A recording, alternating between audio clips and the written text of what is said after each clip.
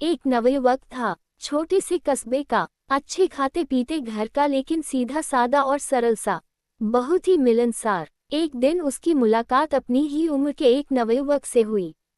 बात बात में दोनों दोस्त हो गए। दोनों एक ही तरह के थे, सिर्फ दो अंतर थे दोनों में। एक तो ये था कि दूसरा नवयुवक बहुत ही गरीब परिवार से था और अक्सर दोनों वक्त की रोटी का इंतजाम भी मुश्किल से हो पाता था। दूसरा अंतर यह कि दूसरा जन्म से ही नेत्रहीन था। उसने कभी रोशनी देखी ही नहीं थी। वह दुनिया को अपनी तरह से टटोलता पहचानता था, लेकिन दोस्ती धीरे धीरे गाढ़ी होती गई। अक्सर मेल मुलाकात होने लगी। एक दिन नवयुवक ने अपने नेत्रहीन मित्र को अपने घर खाने का न्योता दिया। दूसरे ने उसे खुशी खुशी स्वीकार किया। दोस्त पहली बार खाना खाने आ रहा था।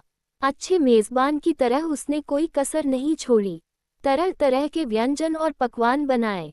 दोनों ने मिलकर खाना खाया।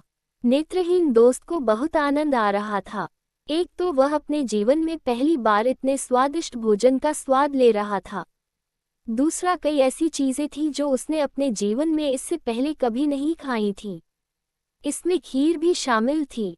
खीर खाते खाते उसने पूछा, मित्र, ये कौन सा व्यंजन है? बड़ा स्वादिष्ट लगता है। मित्र खुश हुआ। उसने उत्साह से बताया कि यह खीर है। सवाल हुआ, तो ये खीर कैसा दिखता है? बिल्कुल दूध की तरह ही, सफेद। जिसने कभी रोशनी न देखी हो वह सफेद क्या जाने और काला क्या जाने। सो उसने पूछा, सफेद वह कैसा होता है? मित्र दुविधा में फंस गया। कैसे समझाया जाए कि सफेद कैसा होता है? उसने तरह तरह से समझाने का प्रयास किया, लेकिन बात बनी नहीं। आखिर उसने कहा, मित्र, सफेद बिल्कुल वैसा ही होता है जैसा कि बगुला। और बगुला कैसा होता है? यह एक और मुसीबत थी कि अब बगुला कैसा होता है ये किस तरह समझाया जाए।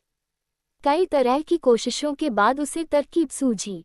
उसने अपना हाथ आगे किया, उंगलियों को जोड़कर चोंच जैसा आकार बनाया और कलाई से हाथ को मोड़ लिया। फिर कोहनी से मोड़कर कहा, लो छूकर देखो कैसा दिखता है बगुला। दृष्टिहीन मित्र ने उत्सुकता में दोनों हाथ आगे बढ़ाए और अपने मित्र का हाथ छू छू कर देखने लगा। हालांकि वह इस समय समझने की कोशिश कर रहा था कि बगुला कैसा होता है, लेकिन मन में उत्सुकता ये थी कि खीर कैसी होती है। जब हाथ अच्छी तरह टटोल लिया तो उसने थोड़ा चकित होते हुए कहा, अरे बाबा, ये खीर तो बड़ी टेढ़ी चीज होती है। वह फिर खीर का आनंद लेने लगा, लेकिन तब तक खीर ढेरी हो चुकी थी। यानी किसी भी जटिल काम के लिए मुहावरा बन चुका था, टेढ़ी खीर।